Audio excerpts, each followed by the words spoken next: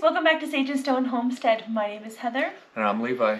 And it's been a really long time since we did a Q&A, at least all summer. I can't remember the last time we did one. And we have gained a lot of subscribers since we have done a Q&A. And so we've gotten a couple questions that really kind of just ask about who we are. And so we're going to start out with those in this Q&A. I'd love to know more about your family life. We get a glimpse of your kiddos and hubby, but I'd love to know what life looks like for them as well. Do you homeschool? If so, what does that look like for your family with such a sprawling and lively homestead? The sprawling and lively homestead is how homeschooling works so well. I think we could successfully homestead and send our kids to public school. Actually, it would probably free up quite a bit of time, but there's so much learning to be had on a homestead that really our days for schooling are quite short. We start in the afternoon and we only have to go for maximum of about 3 hours, and I school for 4 days a week. Otherwise, there's just a ton of learning to be done hands-on here.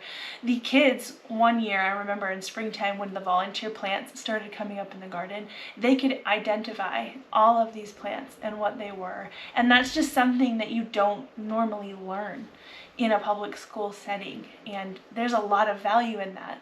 Learning what plants are edible when you're really tiny. Like, I think that's so cool. Yeah, there's a lot to be said for the difference between schooling and education. Yeah. They don't, their education might not look the same as somebody who goes to a public school or a private school, but there's, unlimited, just different lessons they learn here outside of the, more standardized schooling that we do with them. Around the farm, there's not only lessons in plants and animal husbandry and taking care of animals, there's a lot of lessons in responsibility and just general capabilities. Like, our oldest built a whole, fort? A complex. Just pallets and scrap lumber. And he learned a lot about how to make it structurally sound, so it had a second level that he was able to walk around on.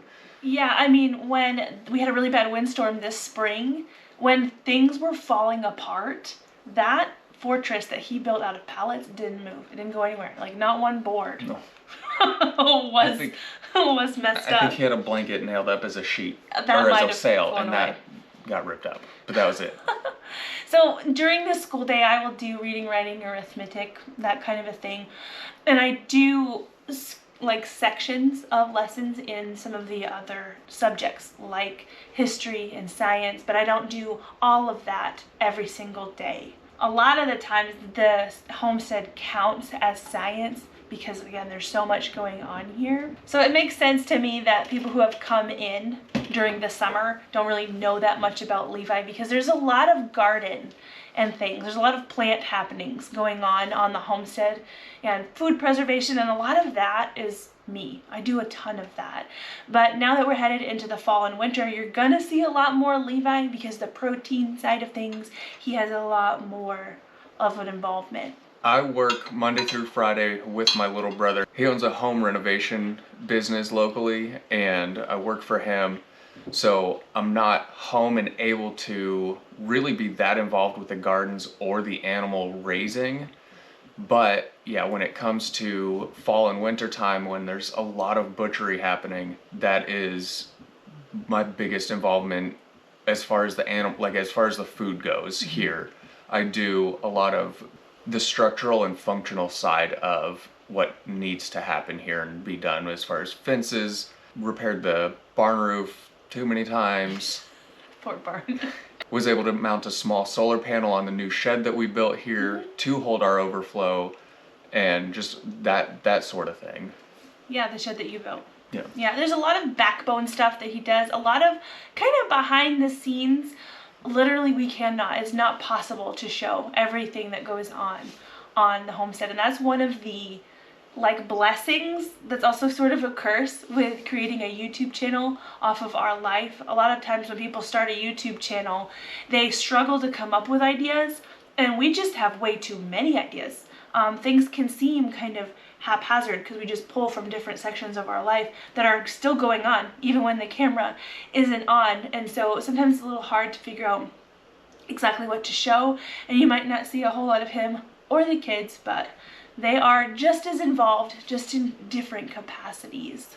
I would love to know more about your life before the homestead. I think I heard you mention you lived somewhere else before. If so, what brought you to where you are now? Roughly 5.5 years before we purchased this property, I enlisted in the Army, and that brought us from Florida, where we met and got married, to Colorado, where we lived for almost 4 years.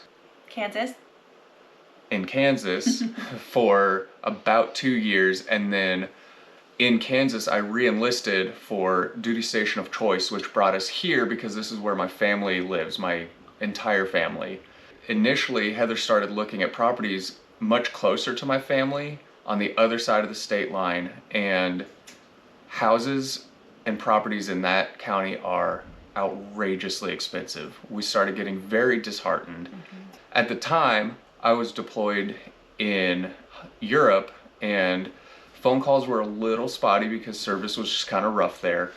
So one night we were on a call going over all that, and we just prayed quick, simple prayer, bearing our hearts to God that it was disheartening to us and help us to find the property where we belong. And I believe it was the next day my oldest sister called Heather and said, "Hey, I've got a friend who's PCSing to Washington. They're selling their property. It's on the Kentucky side. I don't know if you'd be opposed to that." So we purchased the property remotely. I did come and visit the day before closing, but I had already fallen in love with it. So that's what life was like before the farm, and it honestly feels like a completely different life. It feels like someone else's life, because I feel like, for me, a lot of great things happened pre-homestead, but I feel like I've come into myself fully in this space doing what we're doing here. I'd love some tips on figuring out if a doe, especially first-time mamas, are bred successfully. Like what to look for, especially since these two girls give no heat indications whatsoever, minus ultrasound tech or blood draws and such. So essentially what they're asking is, how do you tell a goat is bred without having to have an ultrasound or blood draws? So the only real way that I know how, you have to wait until they're 3 months bred and you can start to feel the babies moving. Now, I'm not excellent at feeling babies moving until around 4 months, and by then you're, 4 to 6 weeks away from them kidding, and that might be a little bit late in your breeding season. The best advice that I have, besides keeping track of their cycles and seeing if they're coming back into heat, is take pictures. Get to know your does, know what they look like when they're not bred, and you can really start to see those subtle changes. Oftentimes a doe will just start to drop in depth, so you can see her underside and the kind of the nice line that it makes. You can start to see that she gets a lot more depth. That's where I start to see it in my does. And a doe that's been bred before sometimes won't put on an udder until about 4 weeks before she gives birth. But a first freshener, sometimes they start to udder up quite early. You can start to see their little udder starting to bloom a couple months before they give birth, which is right around the time that you can start to feel the babies move. So you can feel the babies on the right side of the doe. So when I'm sitting in my milking stand, I can put my arm around the doe here, and this is where you'll start to feel babies, right in front of the udder on her right side. You can bump up a little bit, and any kind of gurglings and stuff that you hear on this side, or you might even feel on this side, this is likely to be the rumen and digestion, but you can start to feel babies on this side, and it's an amazing feeling when you feel that first kick. How would you rate your freeze-drying experience this year? Pros and cons? And have you tried freeze-drying your goat's milk yet? I need to go get that. I have freeze-dried my goat's milk. This is one of the first things that I did freeze dry was my milk. This is one of the reasons that I wanted a freeze dryer, was freeze dried milk. And here it is. It works really well. The only issue that I'm having with freeze dried milk is that I'm having a hard time getting it to rehydrate without little flakes in it. So you know how when you freeze milk, the fats can kind of separate, and when it thaws out, it can be hard for that to come back together. That's the same situation that I'm having here. A lot of freeze-dried foods, when you rehydrate them, they don't return back to their completely fresh state. They return to their previously frozen state, because what the freeze dryer does is it deep freezes the food before it creates the vacuum. and takes the moisture out of the food. So everything technically is pre-frozen. So that's important to keep in mind. It's not a bad thing to me. There's still things that I need to learn. There's still techniques that I need to perfect. It might be better if I were to freeze dry some of our skim milk and use that instead, which I'm not opposed to. I love to cream separate and make butter. And so I think overall that was a good purchase. Oh yeah, no, I'd agree. I think maybe the only downside that a lot of people probably have is the price. It's expensive. We were able to use our tax return for it, and so for us, it kind of felt free. It obviously wasn't, so it's a big investment up front. They don't really take that much energy to run. Actually, we ran it pretty much all summer, and I never noticed a difference. Our electric bill is kind of high anyways, because we have, what do we say, three refrigerators plus the cheese fridge, a mini fridge out there, and 3 deep freezes. 3 like full-size freezers. So there's a lot that we're running to begin with. So like an extra little appliance like that, I think they only take as much energy as your average freezer, and only when they're running. And so that cost hasn't been a big deal, but the purchase of the freeze dryer can be quite a big investment up front. For us, it's worth it. We grow a lot of our own food, so we preserve a lot of our own food. And some of the fun things, like freeze drying candy, are really cool too. They make really great gifts, and it can be a really great way to recoup some of that initial cost by selling things like that. I haven't really gotten into that kind of thing yet. I've been thinking about it, but the tea that I'm drinking tonight, I actually freeze dried all of the ingredients from our farm, and all of the leaves of the tea and all of the flowers remained the same shape and the same color. They retained most of the nutrition, and that has a lot of value as well. So 10 out of 10, I would recommend a freeze dryer. I think you mentioned in the past that there are ways to improve barn setting to minimize or prevent diseases in goats, especially in the summer months. I may recall having heard something about the feeders. I would love to know if you have any plans for the future, or what are good ways to better manage it. Yeah, one of the ways that I feed my goats that's not really ideal, I've been trying to get away from it, is feeding them on the ground. It's really not ideal, especially when it's wet and gross and hot, to feed the goats on the ground, because you've got parasites like coccidia and worms that they can pick up. It's really best if a goat can eat elevated up off the ground with both their hay and their grain, and really their forage as well. It's really, nose to ground is not ideal for goats. So one of the things that I wanted to implement this year that I sort of did, I didn't do it fully, was to put more elevated grain feeders up in the pastures, because if their noses are up out of the moist ground, they're a lot less likely to encounter worms and coccidia and things. And I found that those elevated feeders had doubled in price since the last time I looked at them. I wanted to get several for each pasture. So what I decided to do instead was get as many of those as I could up front, but then I bought bioworma, and I did not talk a lot about bioworma this year because I wanted to give it a full run before I gave my opinion on it. And what bioworma is, it's a feed additive that you add to their grain, and they need a specific amount per goat per day, and when they eat that, it's this fungal thing inside of it that actually, when it's pooped out in the feces, it comes alive and will eat any of the worm eggs. I think it's actually the larval form. It literally eats and degrades the larval form of the worm eggs and doesn't give them a chance to crawl up on the grass and then reproduce. And I had great success with that this year. So I plan to promote that next year. Bioworma, you can get it from Premier One Supply. Sometimes it does go out of stock. It's another one of those things that is pretty expensive. I figured that that was more worth our investment, because not only were they eating their grain close to the ground, but they were grazing out close to the ground, and they do drop their hay and eat close to the ground. So I figured if they're going to keep their nose to the ground 2/3 of the time anyways, maybe I should be focusing on the ground. Will you be doing any series videos? In other words, herbs, teas, preserving, family downtime, beekeeping, sourdough, etc.? The only series that I have planned is the goat husbandry series. And I haven't added a lot to that, a lot of new stuff to that yet, but now that the garden is officially slowed down, I will be adding more to that. I hope a couple times a month at least to be adding to that series. Someone had asked me to touch on quail, and I might do like a little mini series on quail. Some of the other things, I don't know that I have a lot of say, like a lot of experience enough to create a series. I think there are some really great creators, especially with the sourdough and the beekeeping, that do it a lot better than I could, that teach it really well, that you can learn a lot more from. And if you're looking to learn more about especially things like sourdough and beekeeping, I'll put some links in the description box and you can check those channels out. I have learned a lot of what I know from these channels, and so really it would be kind of a repeat of information, and they do it better. Would love to know how you handle a sick goat. One of my goats just got mastitis and would love to know what you would do. So I did answer this comment directly because it felt like it was time sensitive, but I wanted to put it in here so that you guys could hear it too. It depends on the sickness, what I do, and it depends on the goat, what I do.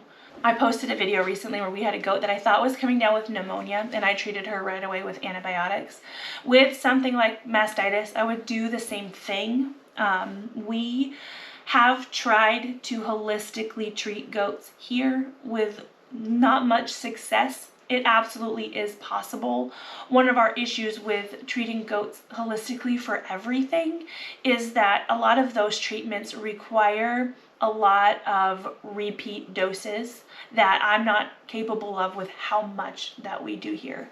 If the goats were my main focus and they were like the only thing that I did, I could spend a lot more time and research and funds on things like that, but I just don't have that capacity, and so we do fall back on antibiotics when required. And I have experienced where I've tried everything and nothing worked by antibiotics. I did not talk about it, but I'll put some pictures here. Our membership tab knew that this was going on, but I thought probably about 3 months ago that Elpis was gonna die. Elpis, she scoured, which is goat terms for diarrhea. She had diarrhea and diarrhea and diarrhea, and she just she would not stop. I did fecals and she didn't have worms. She didn't have coccidia. I could not figure it out, and she could not stop with the scouring.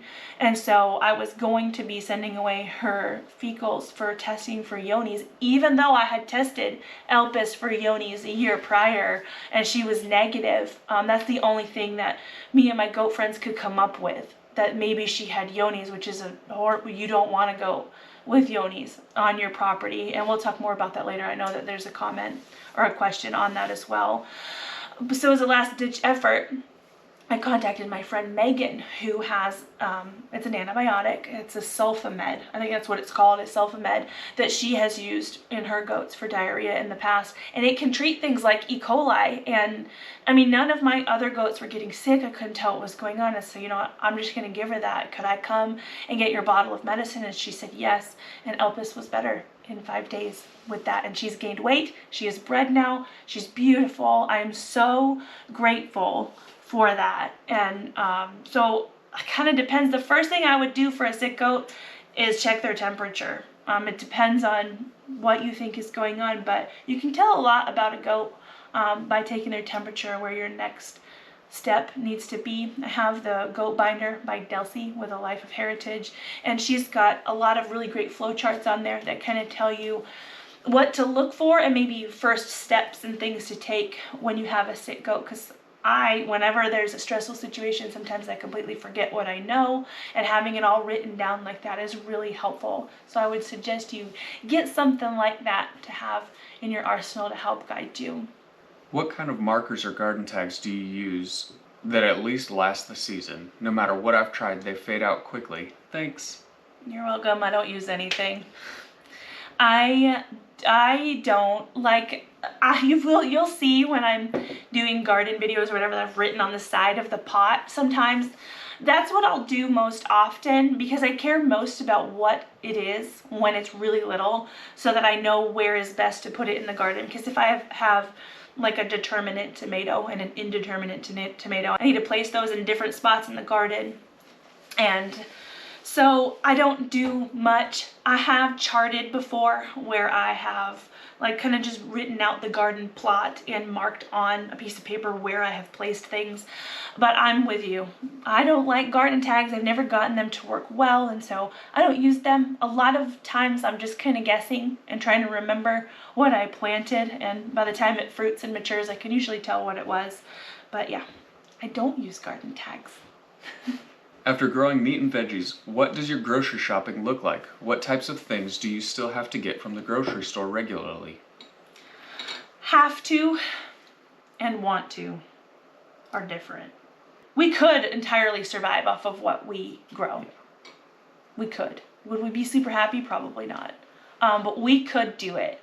What we do buy are a lot of grain related things. Corn chips, flour, rice, kind of stuff to bulk up the meals of what we make here. Sugar, baking powder, like those kind of basic stuff are staples that we could get by with. We buy a lot of like cereals, crackers, like junk food, honestly. Our grocery store that's local to us, it's an Amish grocery store, and I did take a video of us traveling through there and showing you what it's like. I'll put that in the description box as well. They have some fresh items. We do buy mushrooms because I don't grow those. Garlic, which I do grow, but I run out of. I can't grow as much garlic as we'll use. So they've got garlic that I get onions. I bought onions today because again, I grow those, but I can't grow enough. I'll buy potatoes. Potatoes and carrots is what I was just thinking. And carrots. I have sort of started to shift into growing things that I can't buy there, which is a lot. The fresh stuff that they have, it's like iceberg lettuce, potatoes, carrots, onions, garlic. That's all the stuff that I mentioned. A lot of the fruits, apples, bananas. Yes, and we buy apples and bananas because we don't grow those. I have a couple pear trees and some cherry trees. The cherry trees are pretty far behind from producing. They were like little tiny sticks when I bought them. The pear trees genuinely might fruit this coming season. I am so excited. It'd be pretty sweet. I can't wait. Oh my goodness.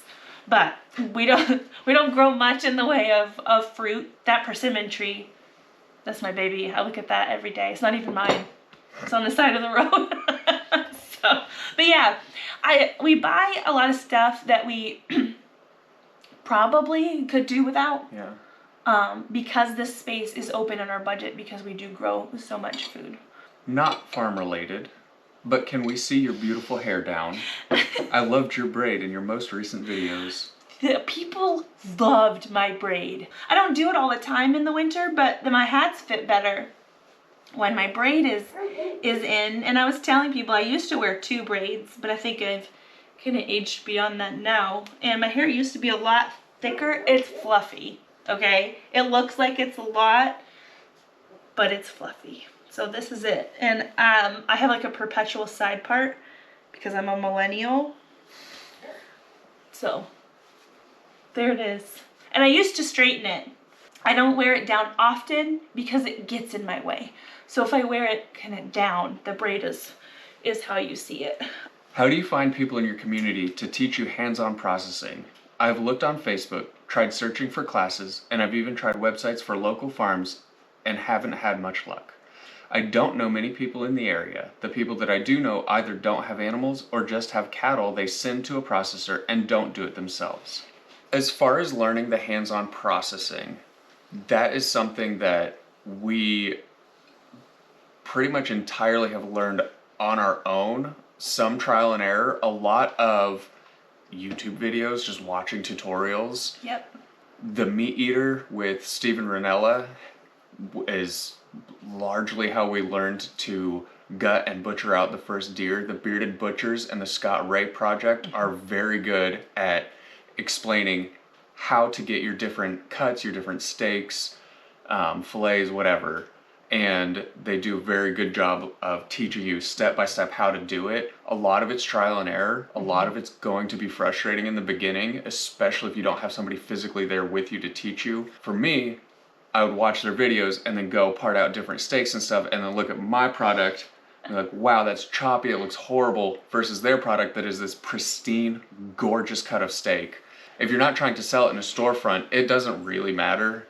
Like, at least for us, I don't care what it looks like, it tastes good. There's also a handful of different books that we have. The very first deer I shot was comical.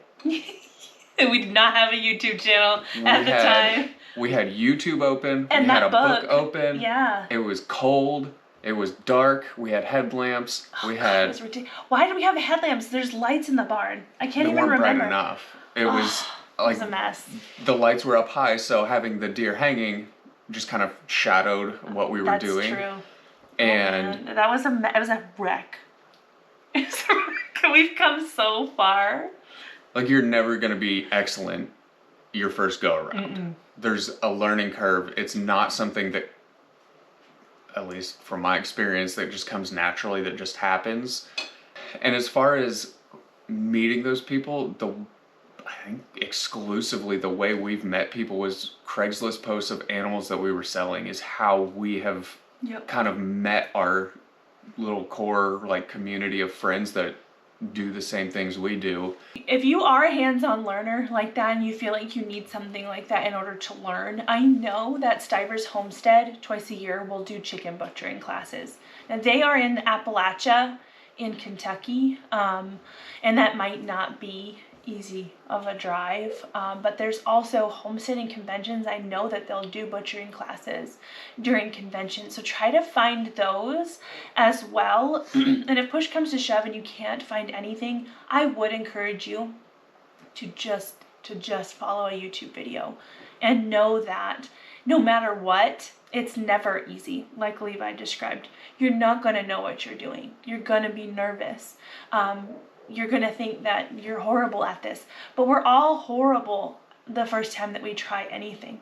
And it just takes time. It does take practice to get good at it, to get fast at it. But the other day we butchered a few goats, and you know, we used to need like a whole team to get something done. And there's something really great about having a whole team behind something. We don't necessarily need that anymore because we've gotten really efficient at what we're doing, but it came with time and it came with practice. So instead of not doing something because you can't find someone to teach you on like firsthand, I would go ahead and jump in and do it, and you can be that person for someone else later on. I'd like to know what are going to be your deciding factors of when you breed your mini-LaManchas, and will they always be bred to other mini-LaManchas, or would you pair them with Nigerian dwarfs? So it kind of depends. This last season I kept every single mini-LaMancha that was born. Unfortunately, we did lose the buck, little hullabaloo, but we still have all of the does, and I'm really grateful for that. Not every doe is going to stay. I need to see how they freshen and what they look like. And when you have a herd as big as mine, you can afford to be a little bit picky. So what I'm going to be looking for is, first and foremost, how healthy are they on their own? I don't like having to babysit sick goats. Now, of course, I need to do what I can to provide them the environment where they can thrive the best. But if one of the goats needs more babysitting in that department, especially with regard to worms and things, then maybe that would be first on my call list. But also maybe not. Like if she has the best looking udder with really great capacity and great teat placement, she might get to stay, and I'll work on her health by bringing in a Nigerian dwarf, because for me and my herd, my Nigerian dwarfs are the healthiest animals that I have. They are very low maintenance. If there is an issue, usually it's like a one and done type dosage thing, and then I don't have to worry about them for another 18 months. And I did just bring in Nefarious from Blue Cactus Dairy Goats. I plan to use him. And if it makes sense to use him with a mini-LaMancha, I'll do that. The goal for me is eventually to scale all the way up to F6 and beyond with my mini-LaManchas. But not at the expense of the health of the animals. I don't necessarily care about the number that I get my F generations up to. I'd really like to have healthy, solid homestead animals that make a decent amount of milk on, an average amount of feed. And yeah, I will be using Nigerian dwarfs. When you introduce purebred lines back into the hybrid mini-LaManchas, it will bring that next generation that's born back down to F1, but that doesn't mean that they're a lesser quality goat, and they could be a vast improvement on their parents. It could be like a higher generation.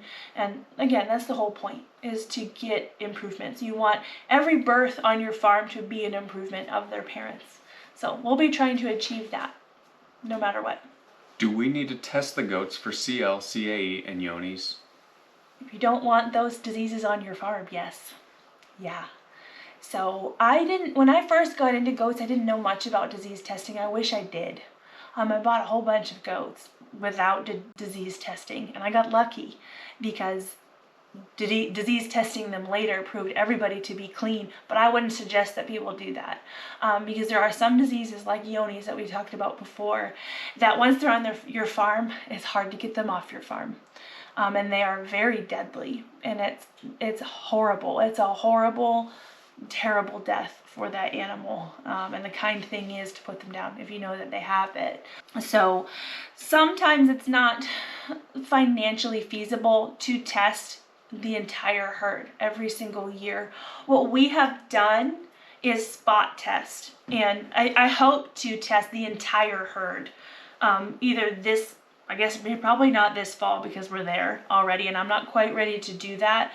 But maybe come springtime, early spring, late winter, I'd like to do blood draws and test all of the goats for disease. One of the reasons that I haven't is I have a lot of just interior retentions. We're not quite a closed herd because they have brought in animals from outside, but a lot of the herd that you see was built up from animals that have been disease tested. So I'm not super worried about disease testing right now. I feel that we are clean, but I want to be able to prove that.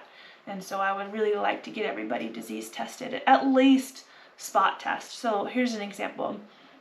Let's say your doe has a bunch of babies and you need to take them to the vet to get disbudded. Take mama with them and ask the vet to pull her blood and disease test her. It's for us here, it's $50 per doe. I think it's cheaper when you do it yourself, especially when you send in big draws of blood. I have a friend who disease tests I think it's every 3 months because right now she's on a CL prevention with her herd, and I'm gonna go the next time she does a full disease test. She's invited me to come see how it all looks and what to do, and if I can, I will be putting that in the goat husbandry series so everybody can see that. But yes, I do believe that disease testing is important. Would love to know more about your livestock guardian dog experience and how you keep various predators, rats, mice, away from your animals and food bins. Well, there's a measure of the fact, like the mice are getting in a lot of places. You kind of just have to do what you can with mice. For us, it looks like feed inside of bins instead of just laying there in bags because the mice will get into the bags. But there's absolutely mice in our barn. There's absolutely mice in most of our sheds. The only shed that doesn't have mice in it is the one that Levi just built, and he built it to be rodent resistant. Yeah. We'll have to see if it's rodent proof this winter because this is the first winter it will have. But there's mice in the hay. We do unfortunately have to put out poison to manage them in certain places. That's not super ideal, but it's one of those measures that we take because if we didn't, we wouldn't be able to grow anything in our greenhouse. They would eat it down. It's that bad.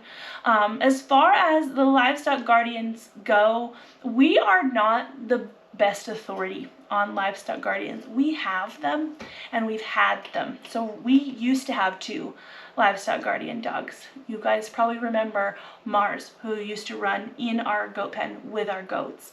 We did what we could with him to try and kind of YouTube University our way into figuring out how to train him to do well with our goats. And he did okay. He would nip at the goats, he'd grab a hold of them, he scared them a lot. But we just weren't the best trainers for him. Unfortunately, we don't have Mars anymore. He did bite a child, so he is no longer on our farm, but we do have Buster. Buster is a Great Pyrenees, and he runs around the outside of the goat pasture. And even before we got Mars, Buster kept everything away. Even though he wasn't in with the goats, he can get mostly around their pen, and just by his presence, I mean, he patrols all night long, barking and peeing and whatever he has to do. And we haven't lost an animal we've lost them to like owls, chickens, like that come out of the sky. But we don't close our chicken coop up at night. We don't close our goats up at night. I would if I didn't have the dog.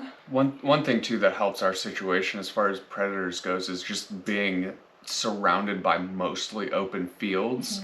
Like coyotes and stuff will cross fields, but if they don't have to, I think they'd rather not. Yeah, that's true too.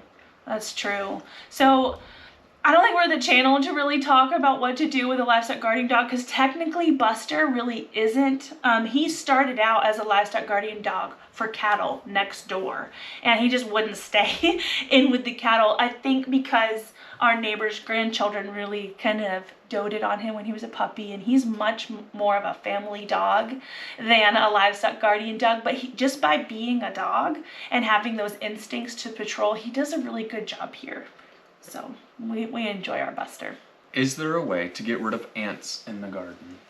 Every time I see ants, I have put down diatomaceous earth.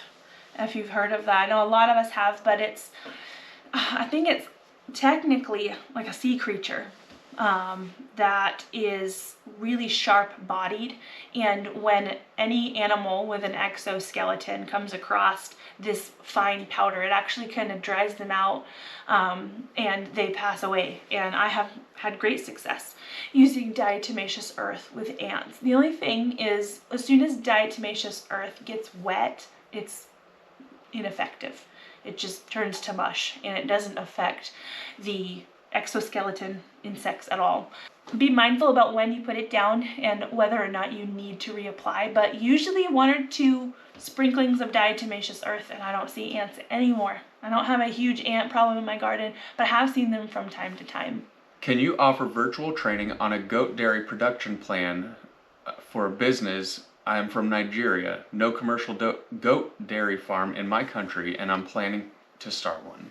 So I probably am not great on the business end of things. We just run our homestead for personal consumption, and if we do sell any milk, it's to friends and family, and I don't know anything about the business side of things. I wish I could be more helpful. I can be really good on the, goat care and goat housing and with the goat husbandry series that I'm doing. But I do have a couple, well, at least one friend. She's a subscriber here whose daughter has a goat dairy, and maybe Marianne will chime in a little bit in the comments section down below. I wish I could be of more help, but. And as long as you're producing a great product and the market's there, I think generally you'll do well. Yeah, being a front runner, you're already in a great spot to kind of determine what the industry will be in your area. If you've made it to the end, we like to do a fun thing at the end of every single Q&A. I like to give something away.